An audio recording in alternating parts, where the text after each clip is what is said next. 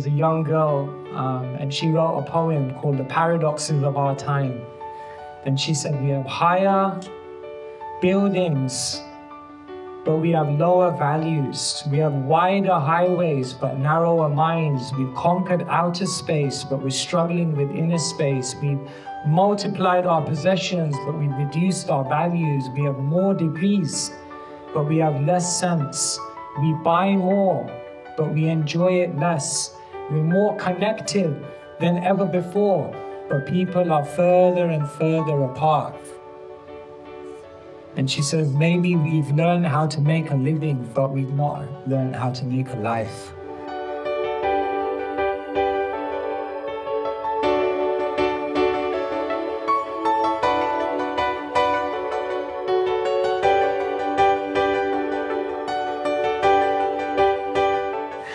So today we're talking about balance, and I just want to begin by doing an experiment. I'm going to show you a video on the screen, and there's going to be some people in white t-shirts, and all I want you to do, they're going to be passing a ball around, and all I want you to do, it's very simple, I just want you to count the number of times they pass the ball. Yeah? Simple enough? Yeah? Is that okay? So all you have to do is count the number of times the people in white t-shirt pass the balls. 3, 2, 1. Count how many times the players wearing white pass the ball. Alright, simple enough. Put your hands up if your answer was 12. Okay, 1.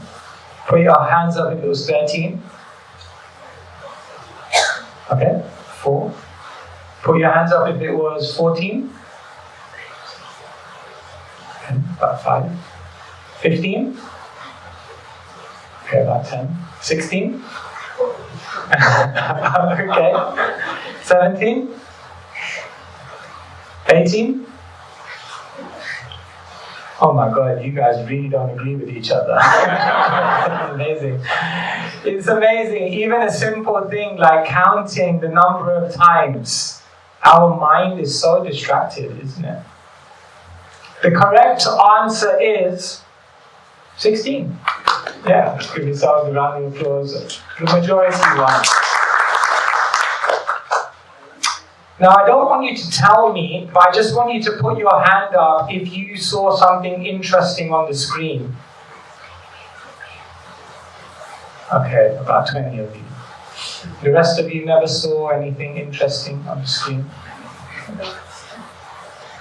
What about if I told you across the screen walked a gorilla? Yes. And some of you are like, no. A gorilla walked across the whole screen. Put your hand up if you didn't see the gorilla. Didn't see a gorilla? Put your hands up if you did see a gorilla on the screen, right? Put your hands up if you saw the gorilla walk through this room. Okay, thankfully no one saw that. That didn't actually happen, but those of you who saw the gorilla walk across the screen, did you see anything else interesting? Bumping his chest. He was bumping his chest, okay. Color change. The color changed.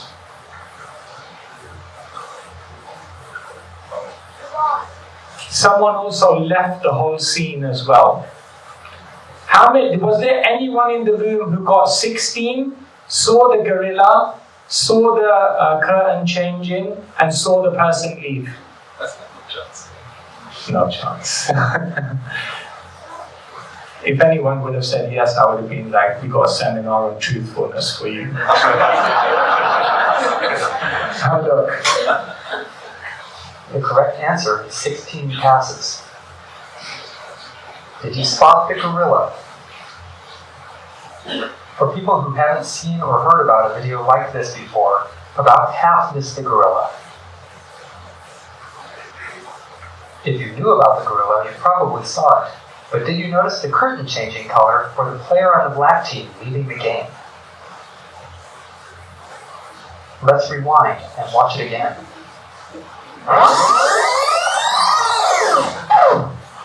Here comes the gorilla, and there goes a player, and the curtain is changing from red to gold.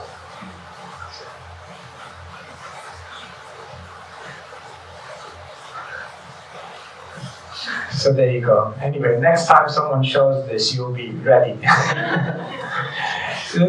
This is one of many, many psychological experiments which show that when we focus on one thing and when we're really trying to do one thing really well, then in the process we can end up neglecting, missing, and being oblivious to other really, really important things that are going on around us. And this perhaps is the story of life sometimes. That sometimes we achieve success in so many things that we set out to. We put, they say, put your mind to it, and we put our mind to something, and we really achieve success in that. But sometimes that success in another aspect of our life feels like it brings a failure. Imagine you rise in your career, we have aspirations, we want to be a contributor, we want to really make a change. But sometimes in the course of rising in our career, we may end up lacking in our relationships.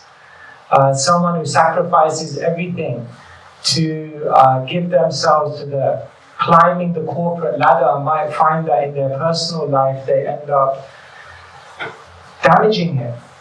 Sometimes we put our blood, sweat and tears into building a beautiful home. Yet sometimes we may be sitting in that home, and in a quiet moment we may reflect and think about our life and ask ourselves, but did I really find purpose? Did I really follow my calling? Did I unleash the potential of what I had and do what I really came here to do?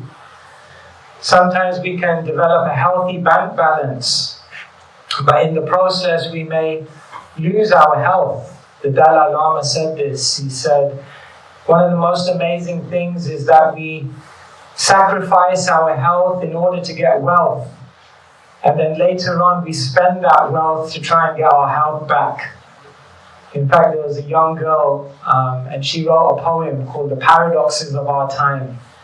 And she said exactly the same thing. She said, we have higher buildings, but we have lower values. We have wider highways, but narrower minds. We've conquered outer space, but we're struggling with inner space. We've multiplied our possessions, but we've reduced our values. We have more degrees, but we have less sense. We buy more, but we enjoy it less. We're more connected than ever before, but people are further and further apart. And she says, maybe we've learned how to make a living, but we've not learned how to make a life. And so sometimes we feel like we're successful in creating a life which looks good on the outside. But perhaps if we're very, very honest and we reflect, sometimes it doesn't feel so good on the inside. They say, perhaps the story of the world today is smiling faces, crying hearts. That sometimes we feel, yes, there's a vacuum, there's something missing. Even when we achieve all of our goals, in a quiet moment, we still feel I'm unsure what the goal of life actually is.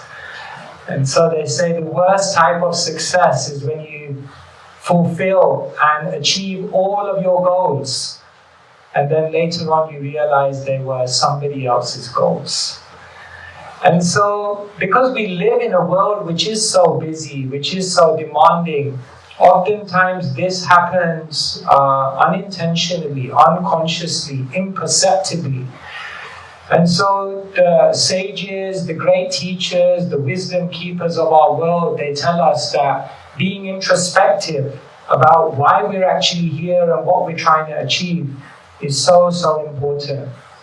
And if you don't keep your eyes open to living a balanced life, then there's a very good chance that you'll come out of balance. Many of you are familiar with this. This is the hierarchy of needs. The famous American psychologist Abraham Maslow, he wrote a paper, a very, very famous paper called A Theory of Motivation. And he analyzed in that paper what motivates people to wake up every morning, what motivates us to put our attention, our effort, our endeavor into different things in life. And he said there's basically a hierarchy of needs that on the base level, most people are just trying to meet the demands of life and have the basic necessities which allow them to live day to day. And he says once people have achieved that, then they look for safety, they look for security, they look to build on the necessities to make sure that they have enough in case there's a rainy day.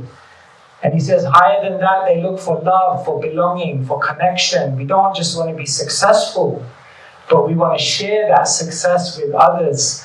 And sometimes we feel that there's a vacuum of relationships.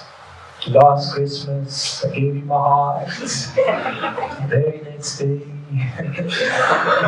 all those kind of songs. And then Maslow very interestingly says when we have those relationships, when we achieve all of those things, then we also begin to look for contribution. We look for making a difference in the world. We kind of look at life and we think, I received a lot, but I want to also share with others and make a difference and leave a legacy. And so people often in their life also think about leaving a legacy. But Maslow says all of this is completely natural and completely necessary for living a wholesome life. But he says all of this is not enough. If we simply spend time doing this and we don't get to the final point, which he calls self-actualization, understanding who we are, what our purpose is, why we were put here on this earth in the first place. He says that you can fulfill all of the needs on these 4 levels, but if you don't reach here, there will be a regret at that moment when we're leaving the world. And so he says that self-actualization is what everything is ultimately contributing towards. And it's interesting that when he talks about self-actualization, he doesn't actually go into that much necessary detail about what that is. And says everyone has to really find that for themselves. But fitting all of this in is tough. Here we are, and it's great because for the next few days you're all going to have some holidays, and this is the time to think about all of these things. But then it will be Monday morning, and the demands will be there, and in the busyness of life, counting how many times the people pass the ball. You may miss the gorilla of the important things that need attention. Friends, today I just want to do a quick questionnaire with all of you. I'm going to flash a series of questions, and if your answer to this question would be yes, I want you to give yourself 1 point. Okay, I'm going to show you 15 questions. If it's a yes, it's 1 point. If it's a no, then it's 0. And I want you to tell me at the end how many points you have. Question number 1, or statement number 1. I don't read books or upgrade knowledge on a regular basis. When was the last time you read a book? When was the last time you did a course? When was the last time you learned something new outside of your known skill set? If this stands true for you, that you're not able to do this, give yourself a point. I really reflect, introspect, and scrutinize my life direction. When was the last time we sat down in a quiet moment and just asked ourselves, where am I going? Where have I come from? Where am I right now? Am I moving in the right direction? Are the things that I'm investing time, energy, and effort into what I really should be investing into? How many of us do that? If you rarely do that, Give yourself a point. I feel uncomfortable and uneasy when I have time off and no pressing responsibilities. Have you ever experienced this? You wake up in the morning and somehow or other it's like a free day. And then you have an existential crisis. God, what am I supposed to do? Quick, tell me, what should I do? Does having free time sometimes unnerve you? Does it sometimes feel a little awkward, or are you happy? And are you able to engage yourself? Are you able to find beautiful things that you want to do? I regularly have a huge backlog of people to contact and messages to answer. The notifications are piling up. Is that true? Or are you generally on top of communication and you're able to connect with people? I feel like all my energy is taken up by work and career, leaving little energy for anything else. Is it that by the time you get back to home after a hard day's work, you're just ready to eat and sleep? And by the time you have the weekend, you're just recovering so that you can be ready for Monday? How much do you think work and career suck up your energy? I rarely do charity work or welfare activities which are for the benefit of people I don't know.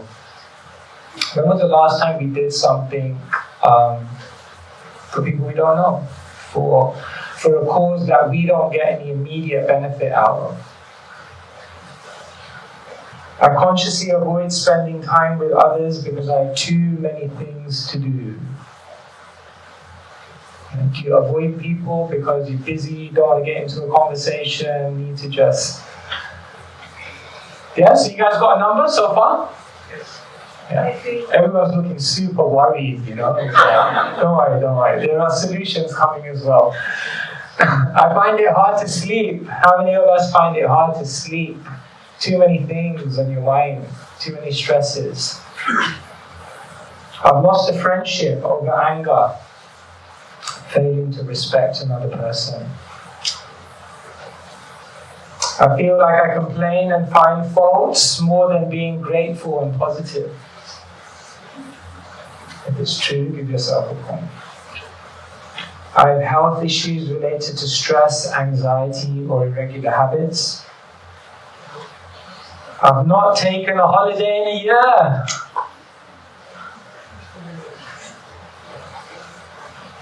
If an emergency comes in my life, I find it very difficult to adjust. Yeah, hope you're counting. Most of my interactions are just about getting things done. Do you have time to just talk to people without any agenda, without any purpose, without the fact that you're trying to achieve something in that conversation, just to be in that moment, to give someone your attention and be fully present, just to connect? My partner, children, family complain that I don't have enough time for them. All right, so you have a number. When you go away this evening, I can later on flash these on the screen again. You can just take a photo and the questions where you did give yourself a point, the questions which were true for you or the statements, just think about those in your life and think about how they may be the keys to redressing the balance in your life. So just have a look at that. So they say, if you had 0 to 5 points, well done. Keep going. You are in the top 5% of the world because most people are not there. If you're between 6 and 10, then definitely life balance needs adjustment. And if you're between 11 and 15, sorry, can't help you. Lost case. Then really we have to think. It's important to ask these questions. As Jignesh was saying, sometimes time just goes and life passes us by and Later on, we have many regrets. There was one lady, she was a nurse, a palliative nurse. And she wrote a book after 25 years of being a palliative nurse in which she documented the top regrets that dying people had. So it's a very interesting book, you can read it. And people didn't regret, I wish I spent more time at work. That wasn't one of the regrets. So it's an interesting book to read because it helps us to understand the kind of things that we have to make sure, the traps that we don't fall into. And so today, there's all these things that I'm telling you to do and telling you that, sharing that these are all important aspects, and try not to neglect any of these because they're all building up to actually living a very purposeful life. But the reality is life is busy. So how are we going to fit it all in? How are we actually practically going to have that life that we'll be proud of? And so today, I'll just give you 5 tips.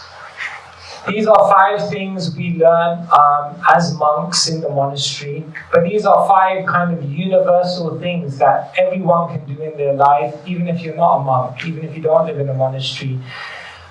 These are just universal principles that lead to more conscious living. And the very, very first principle we share with people is start slower to go faster. There's many paradoxes of the world we live in.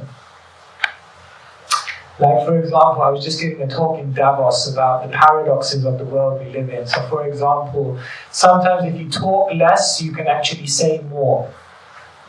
Sometimes if you meditate on death, you can actually live a more purposeful life.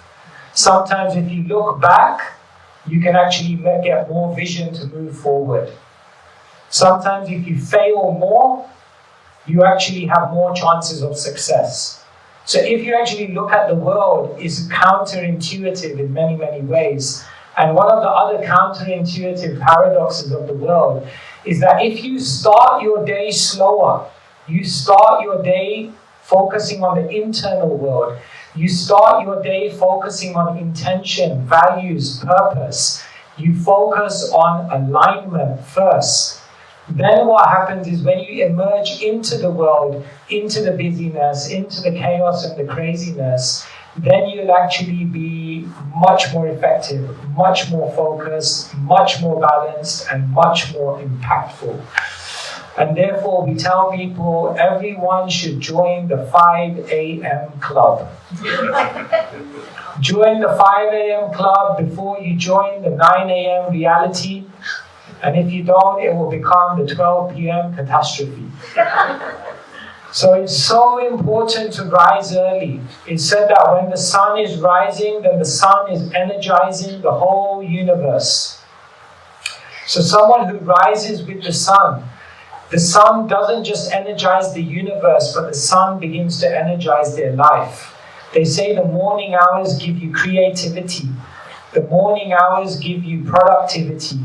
The morning hours give you longevity and sustainability in what you want to do in your life. And so, while most of the world just focuses on what they do between 9 to 5, we tell people that often what's more defining for your life is what you do between 5 and 9.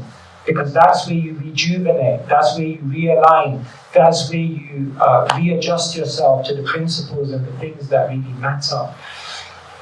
And so one simple habit that everyone can start doing to live a more balanced and meaningful and purposeful life is when you wake up, instead of first dealing with the external world, focus on the internal world.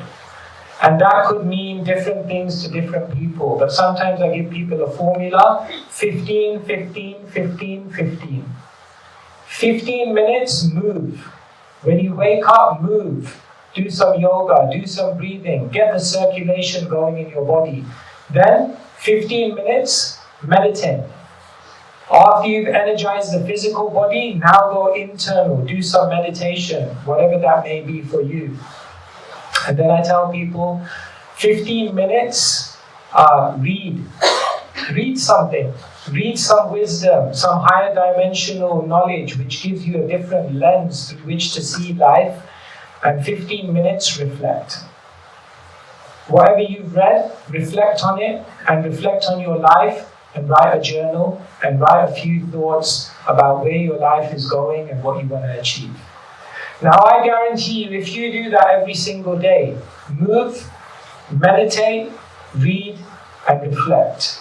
These are timeless principles which are eternal technologies which work. And so if you start slower, don't wake up and immediately begin interacting with the world. First, navigate the inner world. The second principle I want to give to you to live a more meaningful life is learn to say no. When they were looking at time management over the generations, then they had different models at different times. And the first kind of wave of time management was, how do you maximize everything in your life? How do you fit as many things as possible in? And there was some truth to that. But the second wave of time management told us it's not just about maximizing what you do in your life, but it's about prioritizing what you do in your life. So yeah, everything should be fit in, but put it in a priority order. But the third wave of time management tells us it's not just about maximizing, it's not just about prioritizing, but we have to learn the art of eliminating. There are many things in life that we spend time, energy, and our attention on that just aren't worth it. And if you don't consciously say no to certain things, then know that you're unconsciously saying no to many other things that are much more important and impactful for your life. And therefore, the most purposeful people in the world constantly do an audit of their life, and they ask themselves, what things am I doing that I don't need to be doing? And by eliminating things from your life and creating space, you open up the opportunity to do much more meaningful things.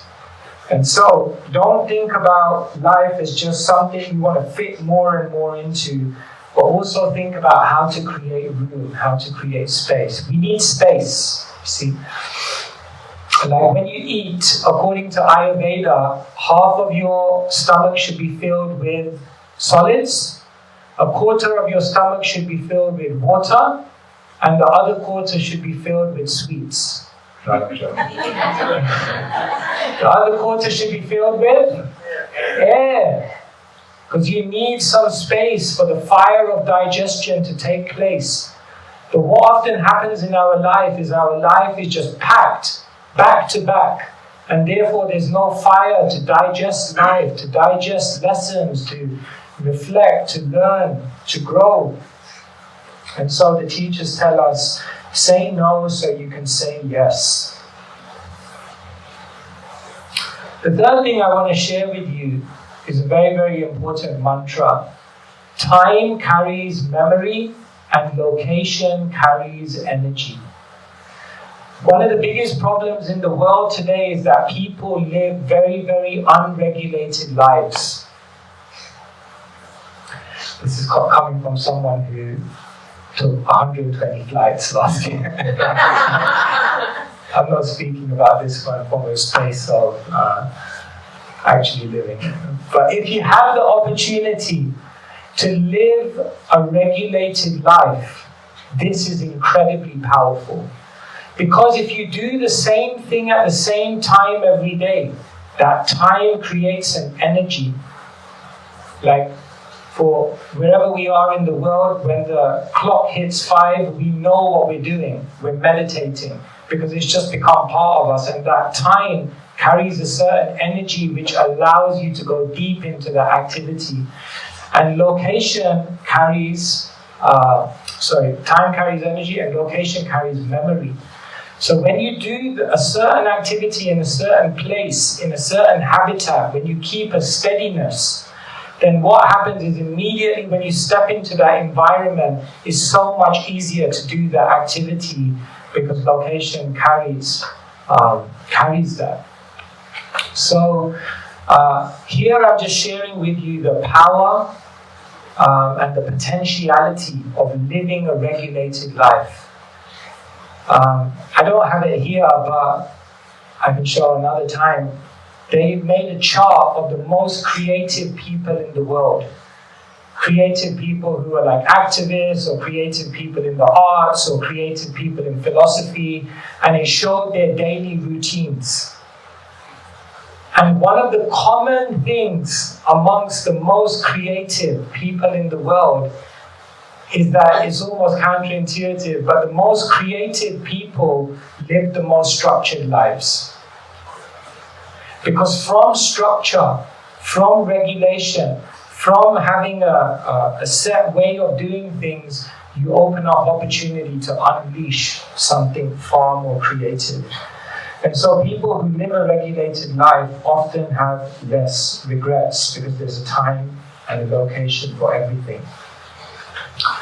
People complain, I don't have enough time. I need another day in the week. I need another hour in the day. I need another lifetime added on to this one. We always want more time. But the ancient Sanskrit sutras tell us, when you utilize time, time actually expands. Many of you are parents, you know that you won't give something to your child if they don't appreciate what they already have. You won't give them more of it, because if you don't appreciate what you have, you'll never appreciate what you get. And therefore, it's explained that when we utilize time, when we stop wasting time, when we're very, very purposeful and very, very deliberate and very, very responsible in how we spend every moment of our life, then what you'll actually find is that windows of extra time actually begin opening up to do all the other things that you want to do. Therefore, you find the most impactful people in the world, it's incredible how much they get done. Have you ever met people? Sometimes you just think like, how does this person get so much done?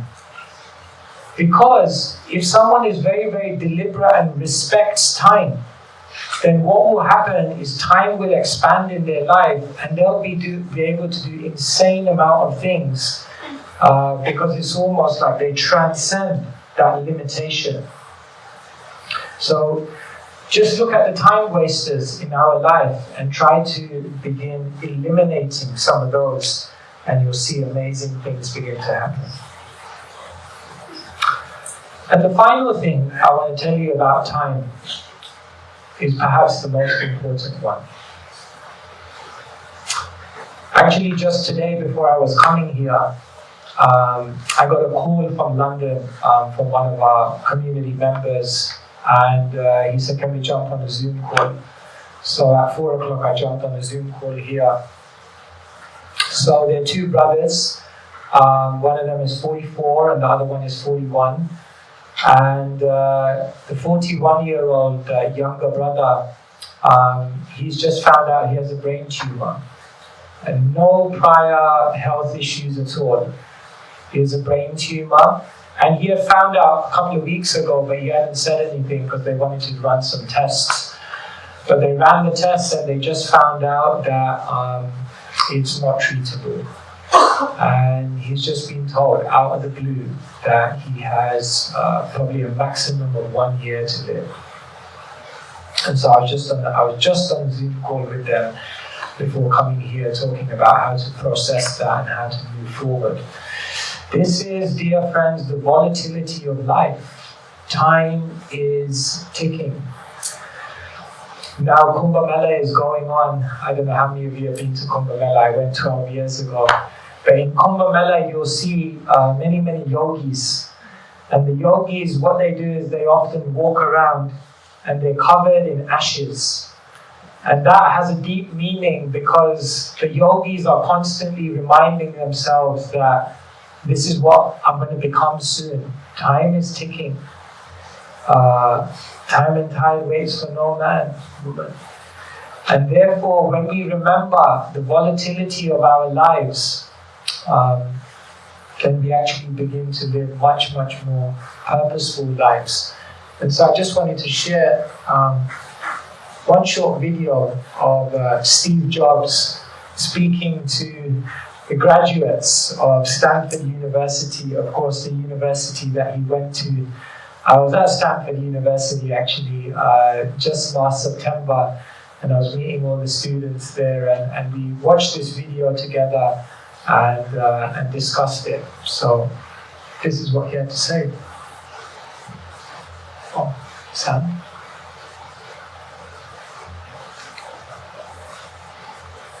There was sound before.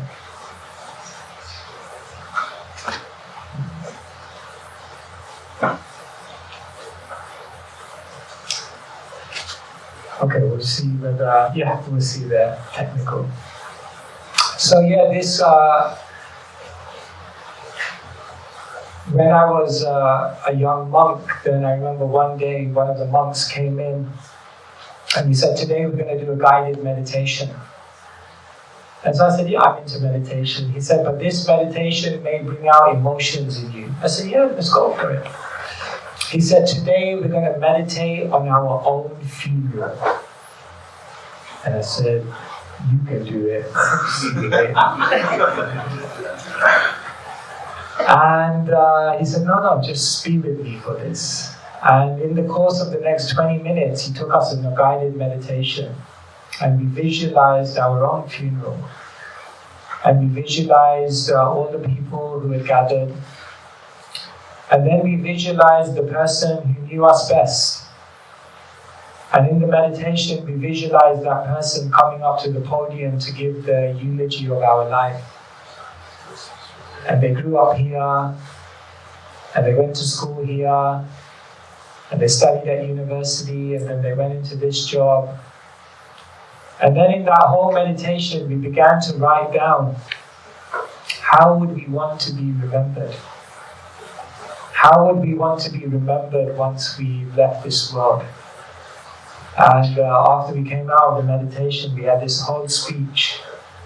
And then we asked ourselves, what am I actually doing to become this person? And so it's so important to really meditate on our own mortality.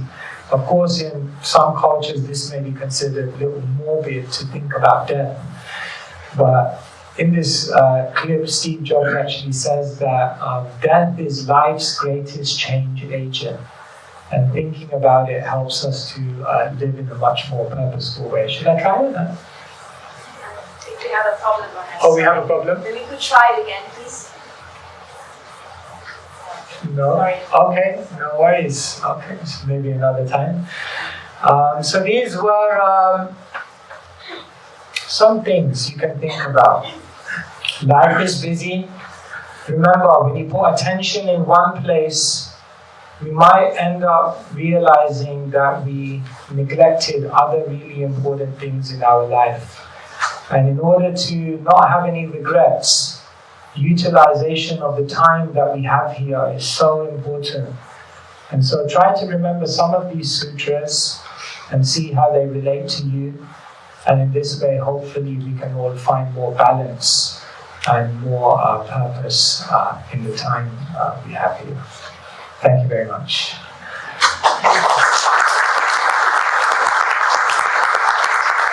So, we have a little bit of time, and I didn't want to speak for the entire evening. I just wanted to kind of open up some ideas and then see perhaps whether any of you have any questions or comments, or whether there's anything I said that you would like to know more about. Then we can kind of open it up for you. So yes, would anyone like to ask any questions? Or yes, I think there's a mic coming, so if you could just.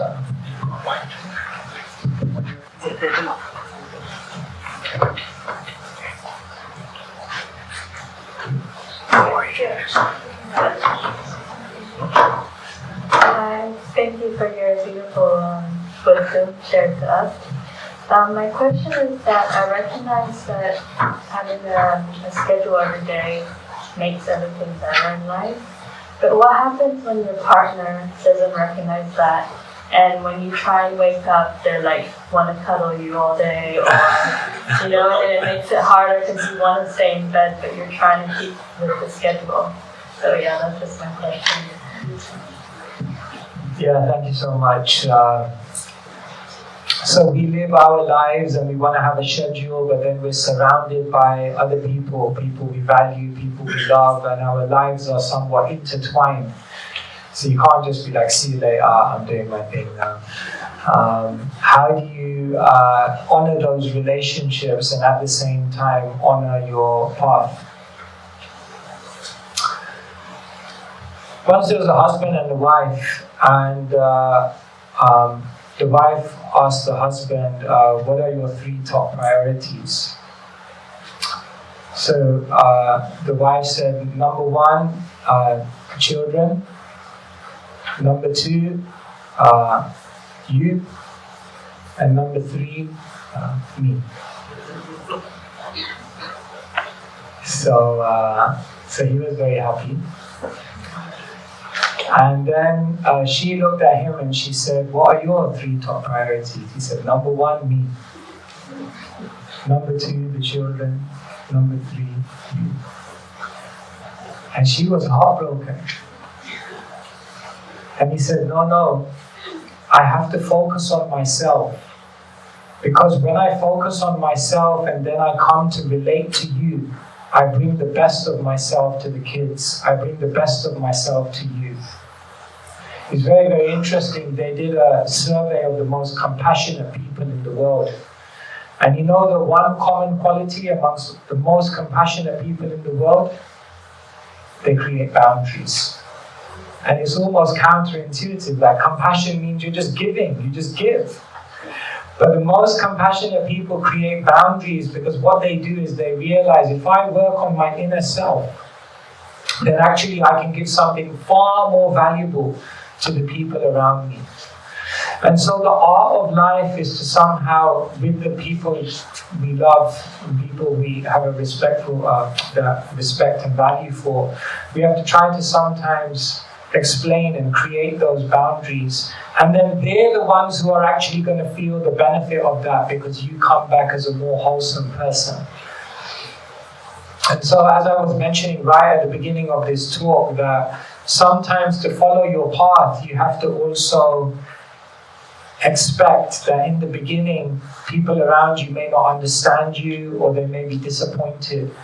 But in the long term, they're the ones who are actually going to appreciate that. And so, actually in a relationship, they found that the depth of a relationship is not proportionate to the amount of time that you spend together. This is a myth. The depth of a relationship is proportionate to the amount of attention that is invested in the time that you do spend together. And therefore, sometimes you can find people who, because of life and situations, they don't have that much time, but when they are together, they're so present. And so, if you're able to give the best of yourself, then the relationship will flourish. So, yeah, just some thoughts. Thank you very much. Hare Krishna, Maharaj. This still seems very unreal and very surreal right now. But I'll come to my question. While we are going to the questionnaires where we are giving us marks for yes and no, there was this 11th question which said about anxiety.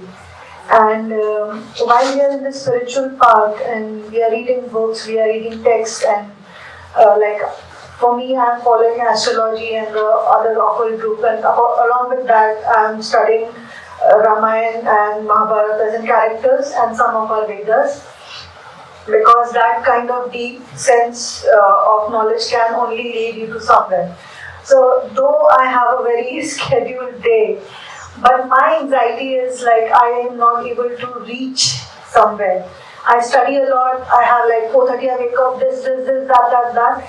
Still I feel very unfulfilled in a way, and I feel very anxious about that. I feel that I'm playing a part of a wife, of a mother, of a daughter, and I'm trying to build myself spiritually. And I have this reading time also. but still I can't see a path, and I still feel very unfulfilled, and I feel that I'm not able to reach somewhere. So I think anxiety and other things doesn't come from the material life or the things. I have this sense of presence in me. Still, I am very anxious about if I don't read a day. So I feel very anxious. Oh, I just spent about 2 hours like doing something else but not reading. So that gives me a lot of anxiousness. So my question is that how do you, is it a part of spirituality that this kind of anxiousness, and if it's there, then how do you cope with it? Thank you so much. I hope some of your anxiety has been reduced by just sharing that. What I'd like to share with you is something that Mark Zuckerberg said. He said most people overestimate what they can do in 1 year and underestimate what they can do in 5. I just want to think about that for a second. Oftentimes in our life, what we're trying to do is we're just trying to achieve everything in the immediate. And it's unrealistic, it's unsustainable, and it's unsatisfying actually, dissatisfying. But most people underestimate what they can do in 5 years. Right? So the idea is that yes, you have many aspirations, you have many duties, and there's always a sense that I'm not going fast enough, I'm not achieving what I'm meant to achieve. But patience is such an important quality. And therefore, if you just set goals, you see, progress is more important than perfection. And therefore, one thing that helps is when you have a vision of where you want to be, break it down into a series of goals that are achievable for where you are right now. And that achievement of a realistic goal according to where you are gives you the confidence and the joy to then go to the next stage and the next stage. And you know what? While you're on that journey, there'll be days when you don't live up to your goals or meet them. There'll be times when you veer off. But it's okay. That doesn't disqualify you. Just like I came on the plane here, and when a plane goes from one airport to another, there's a flight path. But did you know on any given flight, the pilot is only ever on the flight path for about 25% of the journey. For most of the journey of a plane, the plane is actually off the flight path because of wind, because of other factors. It's either to the left or to the right. But the amazing thing is, after whatever it is, 10 hours, the flight still reaches its destination. Not because it was on the flight path for every single part of the journey, but because the pilot was always trying to come back to the flight path. Therefore, when Arjuna in the Bhagavad Gita tells Krishna, my mind is all over the place, it's more difficult than controlling the wind. Krishna says, don't worry, from wherever the mind wanders due to its flickering nature, just keep bringing it back. And so we may not live the perfect year, we may not live the perfect month, we probably won't even live the perfect week. We'll be lucky if we live a perfect day. Because every day we're falling. But there's a beautiful book by a Christian monk called Falling Upwards, which is a beautiful concept, the idea that I'm failing and I'm falling. But if I accept it with grace and I learn from it, then I actually fall, but I fall upwards because it elevates me to the next stage of my progression. And so my basic answer to you would be, yes, there are many things and there are many aspirations, but what gives you anxiety is, number one, trying to achieve it all very, very quickly, and number two, becoming disappointed when you somehow fall away or stray away. But those two things just have to be recalibrated. Thank you. Thank you so much. Thank you. Anyone else have any questions? Question. Yes. Hey, Questionnaire. So one question, like it was so beautiful how you shared your journey, to becoming who you are today and inspiring all of us.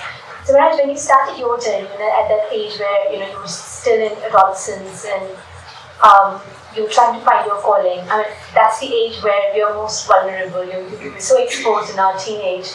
So how did you steer clear of all those distractions around you? Because you were still living in a social setting. I mean, we all do live in a social setting where we have influence of people around us. At that age, of course, we've got our hobbies, we've got our, so many distractions. You're going to college and you want to do this, that, because others are doing it around you. So how did you build that focus of discipline around you that kept you on your path to this? Thank you, Maharaj. Because I think it would be really, important and really useful for all of us to take that away for us. Thank you so much. Well, let me fast forward and then I'll rewind. When I did end up going to India, then I met many different spiritual people. And I remember meeting one yogi and I asked him, can you give me some advice for my journey? And he looked at me and he said, every year disconnect for 1 month, every month disconnect for 1 day, and every day disconnect for 1 hour. And then he looked at me and he said, disconnect to connect. I was like, you should be doing TEDx. So one of those like Instagram reels. And I still try to follow that today. And rewind to when I was trying to find my purpose, I realized this is what actually helped me. Finding spaces away from the noise of the world. See, we're surrounded by opinions. We're surrounded by expectations. We're surrounded by pressures. We're surrounded by trends and traditions. And what happens is that noise is so loud that in the midst of all of that noise, we don't hear our hearts. Now, I'm not saying traditions are all bad. I'm not saying expectations are all bad. I'm not saying people's opinions are all bad. They're useful, but they become bad when they become so loud that we don't hear our own heart. And so we become so disconnected from authenticity. One English writer says, I'm not who I am. I'm not who I think I am. I'm not who you think I am. I'm who I think you think I am. We become so shaped by the world around us that we then end up living a life and then looking back and thinking, but it wasn't my life. And this is why the biggest thing in the world today is purpose. Because most people feel as though they've taken a life path in which they haven't found their purpose. Now, it's difficult because many of us go on a journey of life and then it's kind of like, then we figure out, oh no, maybe I didn't think about, but you're already on a journey. It's like sometimes, when you drive down the motorway and you get distracted and you miss the exit. And then you just like, go just past the exit and you're like, oh my God, I missed the exit, And in that moment, you just want to turn around and reverse, but you can't, you're on the highway. So sometimes our life is like that, So it's a process. You have to drive, you have to go around, you have to come back, then you have to get off again.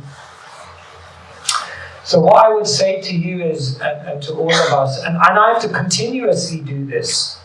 The amazing thing is, I don't think you find your purpose one day and then that's it. Like, I found my purpose, I'm done. Because we become, again, easily diverted off that path. And so I have to keep finding my purpose. And so I still try to do that every year. I disconnect for a month. Every month I disconnect and disappear for a day. And every day I have a period where I'm just working on the inner world. So those who live the most introspective lives live the most meaningful lives. But it's so hard in the world we live in today for people to just be in solitude, for people to be in stillness, for people to be in silence. But the more we can do this, we become more energized.